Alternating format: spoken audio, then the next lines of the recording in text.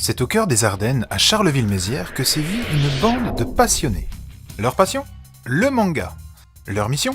Parler du manga. Mais pas n'importe comment, en utilisant la voix du manga. Mangado. Mangado, c'est quoi ?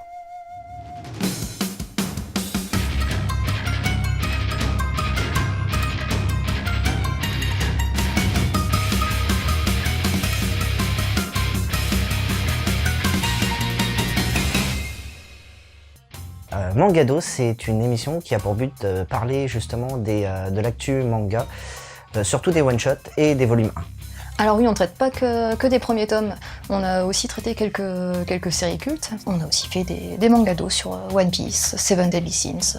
Alors parfois ça nous arrive d'essayer de coller à l'actu. Par exemple, quand Taniguchi Jiro est mort, on a fait une paire d'émissions spéciales en lien avec son décès. À l'initiative de ce projet, c'est l'association La Bande Animée. Ça fait déjà 10 ans qu'ils tournent des vidéos autour du manga, de l'animé ou encore du jeu vidéo. Il y a aussi le café librairie Plume et Bulle qui joue un rôle important. Alors au début on filmait là-bas, maintenant c'est terminé, mais ça n'empêche qu'ils peuvent toujours prêter une paire de mangas. Oui, depuis plus d'1 an maintenant, on a un sacré coup de main de la part de Manga News. Les vidéos sont publiées sur leur site internet, sur leur page Facebook. Et aussi, grâce à eux, on a maintenant des contacts avec les éditeurs, donc du coup, plus facilement accès au matériel visuel. Comment est construit une chronique ? Alors on part sur 3 axes, voire 4, enfin 3,5 quoi. Et le but dans la partie 1, c'est de raconter le début de l'histoire sans trop spoiler. On essaye de donner aux gens juste l'envie de lire ce manga. Il paraît que ces 3-là, c'est pas ces vrais enfants. Donc ensuite on parle du dessin. Il y a des stéréotypes que beaucoup de titres cassent justement. Et on essaye d'analyser un petit peu tout ce qui est cadrage, ombrage, enfin les différentes techniques. Et puis également la mise en case. Et à la fin, on donne notre avis aussi sur l'édition française. Et pour finir, on donne notre avis sur les mangas et aussi sur les auteurs, quand on a les infos. Plutôt que de prendre le schéma type de la collégienne qui va découvrir ses pouvoirs de Magical Girl, ici on retrouve une fille qui veut fuir les pouvoirs qu'elle a. Et on donne aussi des conseils de lecture à ceux qui regardent l'émission. Usagi va croiser la route de Luna. Ouais, je sais, on n'est pas vraiment YouTube style, mais on s'en fout un peu. Le but, c'est de parler du manga à notre façon, et casser un petit peu toutes les idées reçues qu'il y a autour du manga. On veut montrer que le manga, ça peut être aussi quelque chose de culturel, d'intelligent, d'intéressant. Quand le manga réinvente les plus grands classiques de la peinture. L'évolution. Alors Mangado a commencé en 2016 et avec notre petite expérience, on a voulu commencer petit à petit. C'est pour ça qu'on n'a pas beaucoup investi au début, un lieu de tournage à Plume et Bulle, quelques chroniqueurs, une caméra, et hop, c'est parti. Néophaust de Tezuka Osamu, un seinen philosophique. On s'est vite rendu compte que l'impro c'était pas évident et on voulait pas spécialement faire de la simplicité, à savoir le jump cut. C'est quand on fait énormément de coupes pour enlever les parties molles ou les bafouilles, enfin tu vois le genre. Mais c'était super long de tourner un épisode, on mettait des fois 1h30 à en tourner un. Et vu qu'on voulait en faire 1 ou 2 par semaine, et que tout le monde a un travail à côté, c'était quand même pas mal compliqué à mettre en place. Elle est descendante des propriétaires du trésor.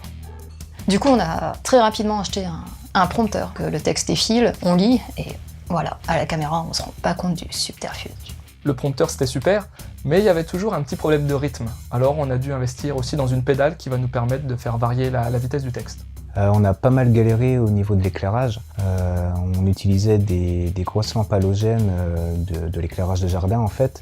Et c'était très jaune et on avait l'air tout bronzé et surtout on crevait de chaud parce que ça chauffe énormément. On a fait quelques petits réglages, on a sur du matos au fur et à mesure pour avoir une lumière plus blanche, puis surtout avoir moins chaud. On a aussi eu des chroniqueurs qui sont venus nous aider pendant quelques temps, mais qui n'ont pas pu rester. Un coin de ciel bleu est un manga jeune public de Takamichi. À la fin de la saison 1, on a fait un petit sondage pour voir ce qu'il y avait à améliorer pour la suite. On a essayé d'améliorer les points négatifs pour la saison 2. Le décor. Les gens voulaient du manga en arrière-plan, ils ont été servis. Loud a près de 6000 mangas je crois chez lui. Et on a profité de travaux dans sa maison pour faire une nouvelle mangathèque et qui sert également de lieu de tournage. Mais grâce à tous ces mangas-là, on a la possibilité de changer le décor à chaque émission pour trouver des titres qui vont vraiment coller avec le manga qu'on chronique. La musique du Cirque des Perdants était très appréciée dès le départ. Faut dire que ça claque. Et pour la saison 2, on a demandé à Vivien de nous faire une musique d'ambiance pour les moments où on parle. Au premier abord, Asuka semble être une lycéenne tout à fait normale. Mais il n'en est point. Les personnes qui regardent notre émission voulaient plus d'illustrations, ce qui est normal pour une émission qui parle de manga. Du coup, on a totalement abandonné les termes qui étaient écrits et on a commencé à demander du coup du matos visuel aux éditeurs. Qui se rapproche du crayonné, tu vas bien apprécier ce titre. La dernière chose, c'est que les gens sont habitués au format YouTube. Et nous, on était un peu décalés. Donc on nous a reproché beaucoup de lire notre texte, mais au final, ça passe plutôt bien. Destin parallèle, lui. Et destin parallèle, elle. En fait, on va te faire comme le shampoing. Du 2 en 1. Tu me diras en commentaire s'il te reste des nœuds. Ok. On a décidé de tutoyer la personne qui regarde et de faire quelques vannes pour rester proche de ce qui est déjà sur le net, mais tout en gardant quelque chose d'informatif et sérieux. Ben ouais, t'imagines ce qui se passerait si tu savais exactement ce à quoi je pense en ce moment là tout de suite maintenant? Alors on fait aussi une micro-réalisation avec des zooms dans le montage, ce qui nous permet de ne pas avoir à refaire toute une partie du tournage comme on le faisait avant en fait au Une début. bombe atomique est larguée. Un jeune homme téléphone à sa bien-aimée décédée. Le tournage. Comment on procède pour un tournage? Du coup, on a une grille avec toutes les nouvelles sorties manga et puis on pioche dedans. La première chose à faire, tout simplement lire le manga une fois qu'on l'a reçu. Ensuite, on va écrire un texte en 3 parties et on peut également se renseigner sur le mangaka et sur ses autres œuvres. On mutualise tout sur un drive pour que ce soit plus pratique et le jour du tournage, on ramène nos mangas ou on pioche dans ceux de l'autre pour faire le décor derrière. Après on se sert également d'une tablette qui nous permet d'avoir un prompteur.